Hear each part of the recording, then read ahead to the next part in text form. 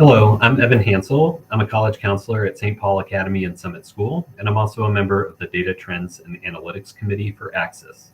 Today, I'm going to show you how to import specific information for a set of students that can be found in a larger data set.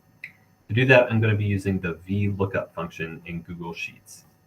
So I use this all the time in order to create my tracking spreadsheets for each new cohort of students that I have. So for example, when I create a new spreadsheet for the class of 2024, some of the things that I might want to import would be their email address and some of their testing information.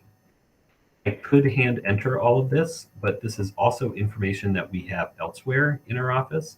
And so it's a lot easier for me and involves less potential for human error if I just import that information from the original spreadsheet. So this information we actually have in a report that SCORE, which is the platform that we use, spits out, which is the student roster report. So information in these cells going all the way over to the right and all the way down are in the exact same format that they are when they get spit out by SCORE. And if you want to know how I imported this information from that original spreadsheet, you can look at the webinar that I did on the import range function. So in order to get the information for, let's say, Aiden Arroyo into my tracking spreadsheet, I'm going to use the VLookup function. The way that works is that VLookup will look for whatever information that I ask it to look for. So in this case, I'll be looking for Aiden Arroyo. So I'll look for that name, and I want to get the email address, GPA, and some of the testing information. So to do that, I actually have to manipulate this spreadsheet just a little bit by adding a column that has the names of all the students in the exact same format as I'm going to be searching. So to do that, I use the concatenate function to combine the last name and the first name separated by a comma and a space. On the top row, I also labeled with numbers all of the columns, and I'll explain why that's helpful in a minute. So if I want to find Aiden Arroyo's email address and have that show up in my spreadsheet, what I'm going to do is type in equals VLookup, select Aiden's name, and then comma, and then highlight the range that I'll be looking for. So I'll go to the tab where the information is.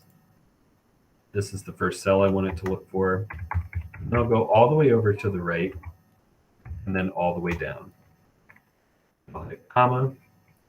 And this is why I created that row with all the numbers, because the next thing I have to do is I have to type in the number of the column that I want it to spit out.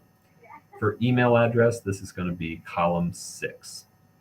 So then I type 6, and then I type false because I want it to be an exact match, not a close match.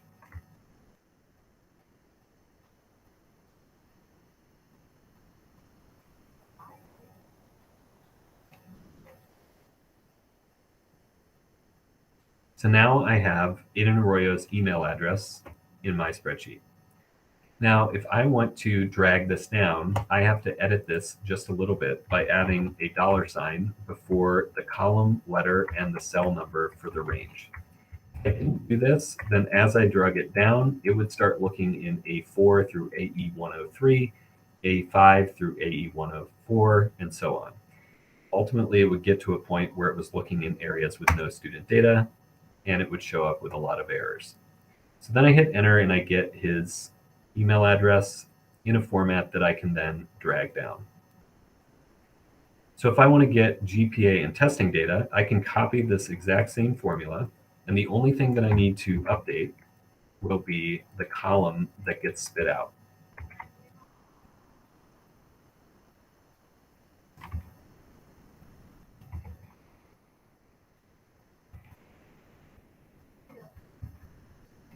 So this is where it's going to be really helpful to label those columns with numbers. So for GPA, I'm going to go to the original data set and go all the way over to where it shows unweighted GPA, which is column 24. And then for these testing columns, it's going to be 8 through 11. So then I can go back to my spreadsheet, and I can update these numbers. Enter. 8. This is 9. So on. Now, when I have all of this information entered, then I can highlight the first row and then drag it all down so that all of the information filled in for all of my students. So that's how I use the VLookup function to search a larger data set for only the information relevant to my students. I hope this was helpful, and please stay tuned for more webinars from the Data Trends and Analytics Committee from Axis.